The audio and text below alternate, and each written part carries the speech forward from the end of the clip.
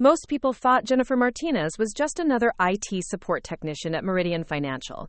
But what they didn't know was that in 3 months, a 22-year-old Stanford graduate would try to replace her and last exactly 3 hours before the entire company's digital infrastructure would come crashing down, costing them millions, and proving that some expertise can't be taught in any classroom. Before we jump back in, tell us where you're tuning in from, and if this story touches you, make sure you're subscribed, because tomorrow, I've saved something extra special for you.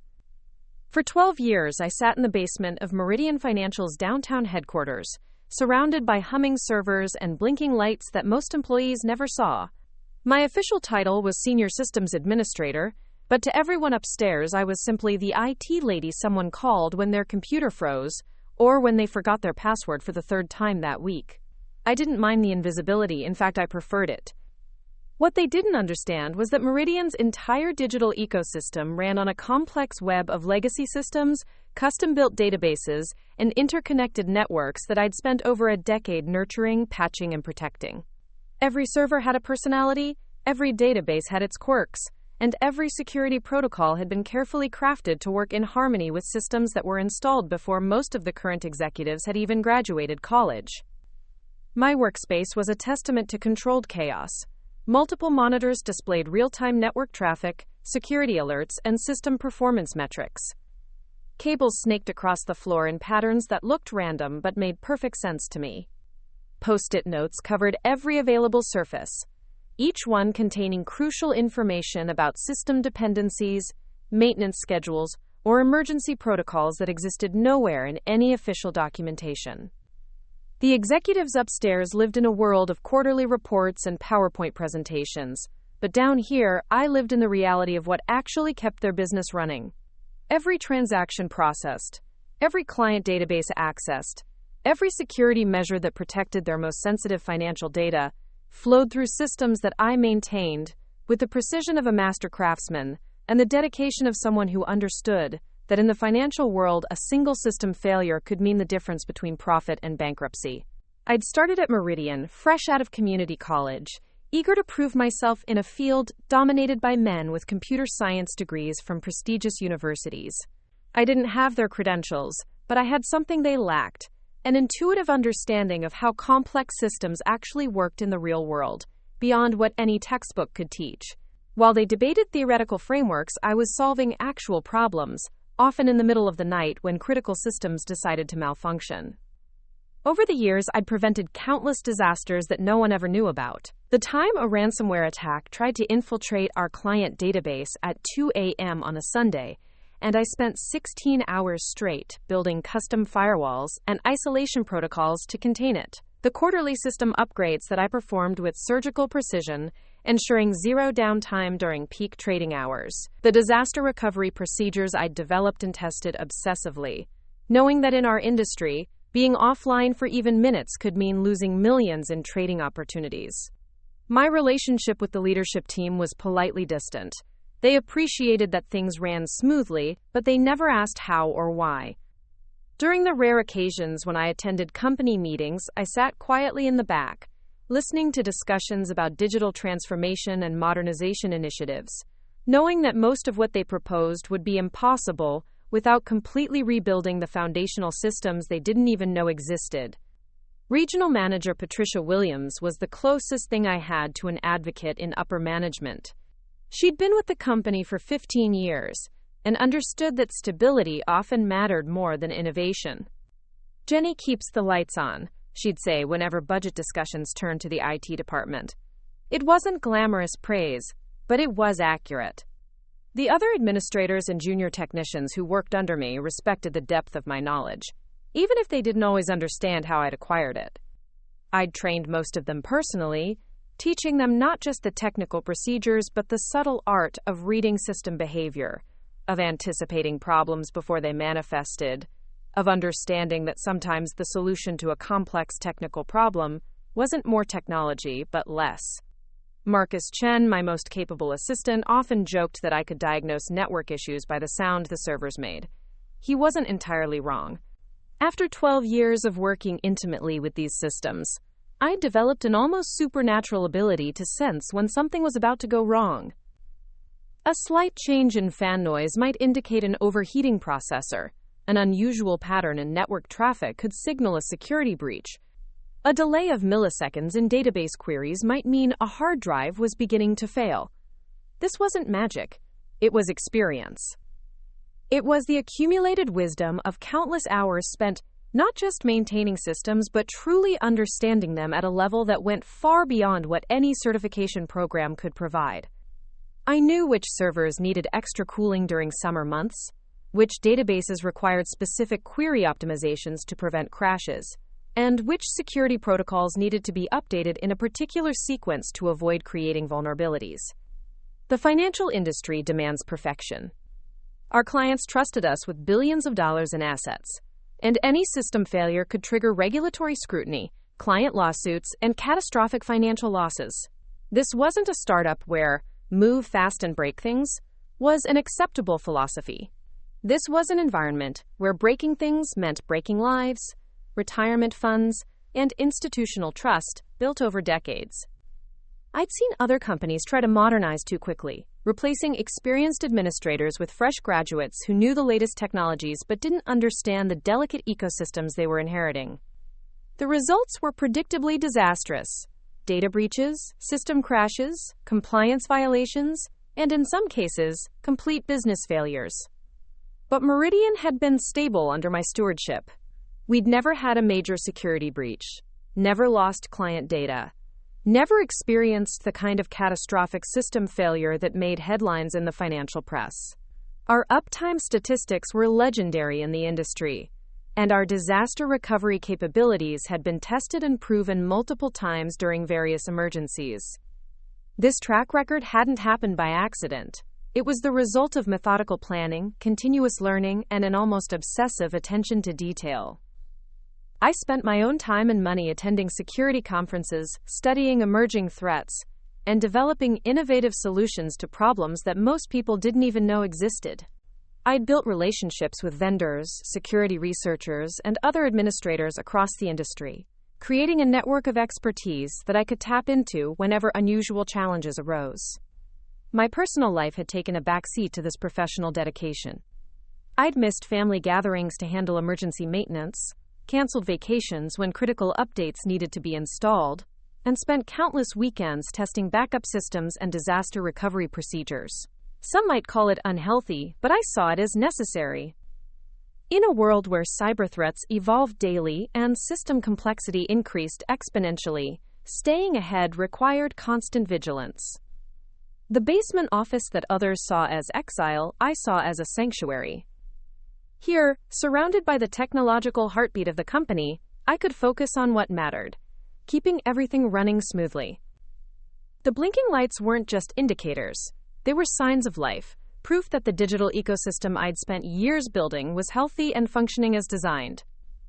Executive meetings happened 3 floors above, but the real work happened here.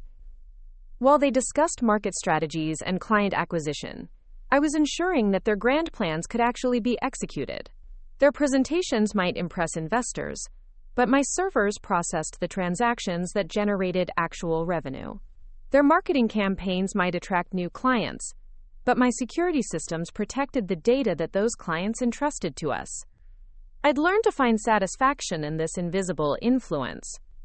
Every successful trade, every protected database, every prevented security breach was a small victory that validated my approach to system administration.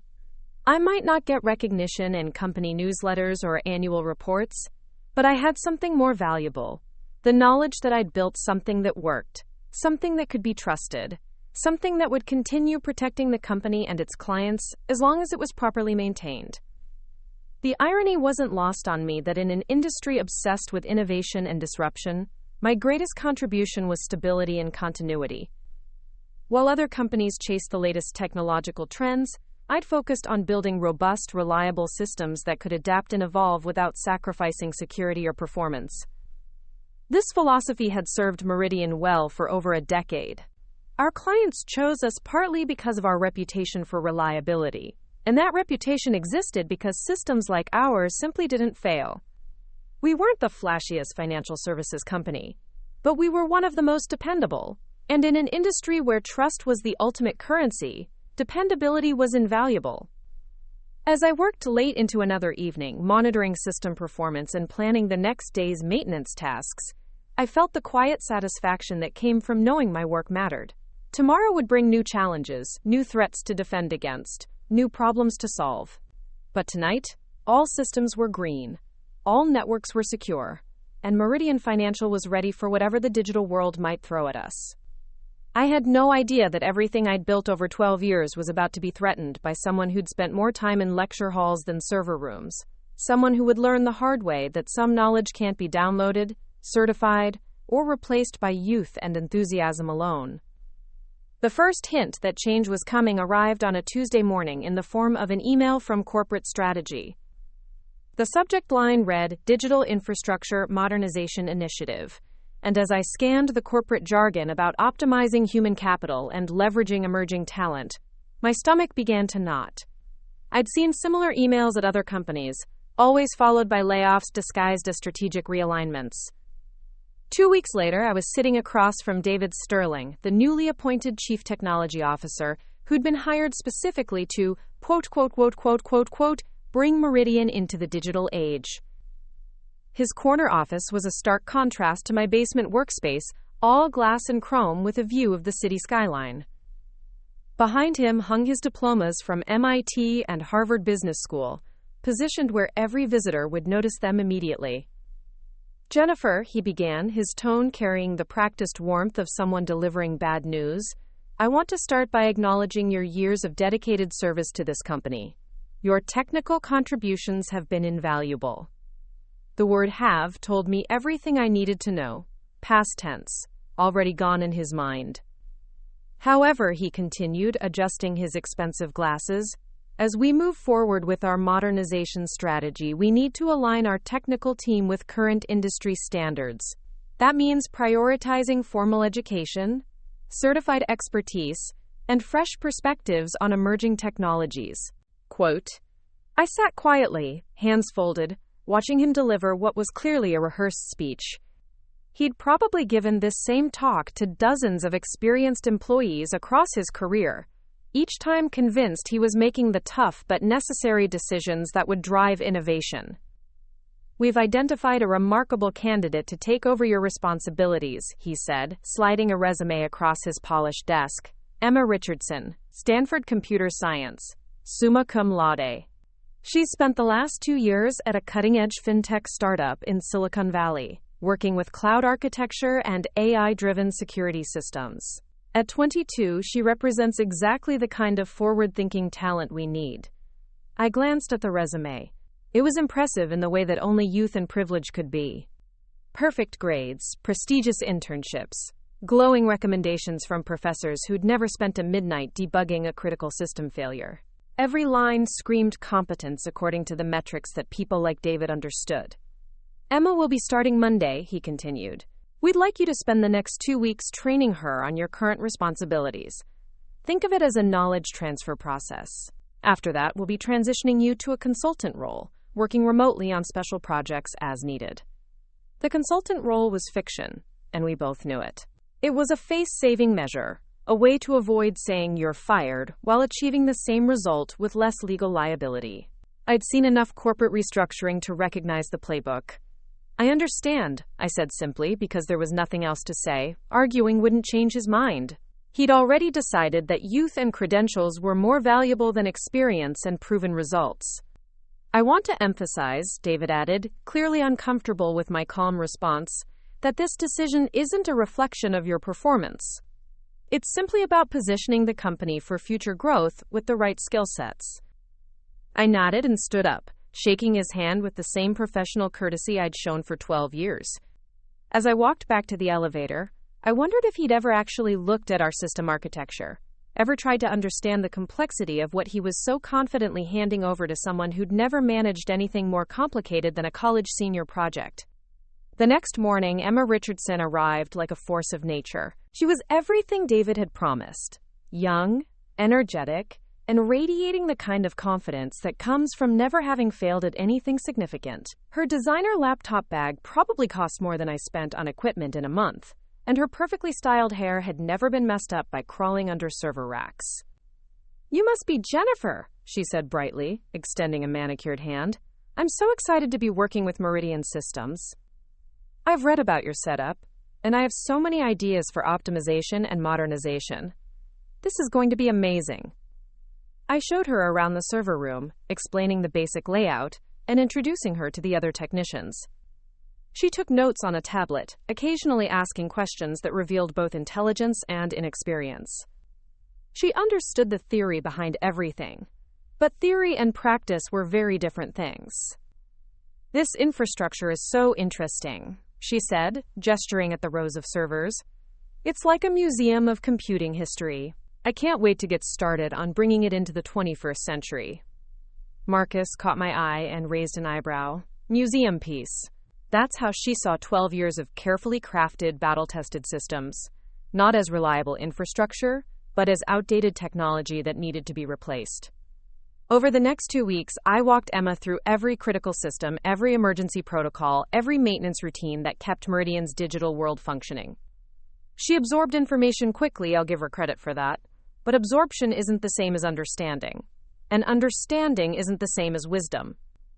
She was particularly fascinated by what she called legacy dependencies, the interconnected systems that she clearly saw as inefficient relics. "Why don't we just migrate everything to cloud-based solutions?" she asked during one training session. "It would be so much more scalable and cost-effective." I tried to explain the regulatory requirements, the security implications, the potential for catastrophic data loss during migration, but I could see in her eyes that she thought I was being overly cautious, resistant to change because of my age and limited education. To her, every concern I raised was just an obstacle to be overcome with newer, better technology. The other technicians were polite, but skeptical. They'd seen enough hotshot graduates to know that enthusiasm wasn't a substitute for experience. Marcus was particularly vocal in private conversations, wondering aloud how someone with no real-world system administration experience could possibly understand the complexities of financial services infrastructure. "She's smart," he admitted, "but smart and capable are two different things. Some of these systems took years to configure properly. You can't just waltz in and start changing things because you read about better approaches in graduate school." I tried to stay positive, hoping that Emma would grow into the role, that her intelligence would eventually be tempered by experience. But as her first solo week approached, I noticed troubling signs. She'd already started talking to vendors about comprehensive system overhauls and had scheduled meetings with executives to discuss immediate optimization opportunities. My last day as her supervisor, she presented me with a detailed plan for modernizing Meridian's entire IT infrastructure. The document was beautifully formatted, full of impressive technical language and references to cutting-edge solutions. It was also completely unworkable, based on fundamental misunderstandings about how our systems actually operated. "I wanted to show you what I'm planning," she said proudly. "I think you'll be impressed by how much we can improve efficiency and reduce costs. Some of these legacy systems are really holding us back." I read through her proposal, feeling a growing sense of dread. She wanted to replace mission-critical databases during peak trading hours. She planned to eliminate redundant security systems that she didn't realize were preventing specific types of attacks we'd encountered before. She intended to consolidate servers in ways that would create single points of failure across multiple client systems. "Emma," I said carefully, "some of these changes could be risky. Maybe we should implement them gradually, test each modification thoroughly before moving to the next." She smiled with the patience of someone explaining obvious concepts to a slow student. "Jennifer, I appreciate your caution, but that's exactly the kind of thinking that keeps companies stuck in the past. Sometimes you have to take bold action to achieve meaningful progress. The best time to modernize is always now." I realized then that nothing I could say would change her mind. She'd already dismissed my concerns as the fearful resistance of someone who couldn't adapt to change. In her worldview, I was the problem that needed to be solved, not a resource that could help her succeed. On my final day, I walked through the server room one last time, checking systems that had been my responsibility for over a decade. Everything was running perfectly, the result of years of careful maintenance and incremental improvements. The blinking lights that had become so familiar seemed to pulse with life, a technological heartbeat that I'd helped create and sustain. I left detailed documentation for every critical system, every emergency procedure, every maintenance routine that kept things running smoothly. I included my personal cell phone number with instructions to call if anything unusual happened, knowing that pride would probably prevent Emma from reaching out, even if she needed help. Marcus walked me to the elevator, carrying a box of personal items that represented 12 years of professional life. "This is insane," he muttered. "They're replacing experience with enthusiasm and calling it progress." "She'll figure it out," I said, though I wasn't entirely convinced. "The systems are solid. As long as she doesn't try to change too much too quickly, everything should be fine." "And if she does try to change too much too quickly?" I pressed the elevator button and watched the numbers climb toward the basement level. "Then they'll learn why experience matters more than credentials." The elevator doors opened, and I stepped inside for what I thought might be the last time. As we rose toward the lobby, I felt a strange mixture of sadness and relief. Sad to leave work that had defined so much of my identity, but relieved to no longer carry the weight of responsibility for systems that would soon be in someone else's hands. I drove home that Friday afternoon, officially unemployed for the first time in over a decade. My phone was silent, my calendar empty, my professional identity suddenly uncertain. But I'd done everything I could to ensure a smooth transition. The rest was up to Emma, and the systems I'd spent years building to be resilient enough to survive whatever came next. I had no idea that by Monday morning those systems would be tested in ways I'd never imagined, and that my phone would be ringing with the kind of desperate urgency that only comes when everything you've built is falling apart at once. Up next, you've got 2 more standout stories right on your screen. If this one hit the mark, you won't want to pass these up. Just click and check them out. And don't forget to subscribe and turn on the notification bell so you don't miss any upload from us.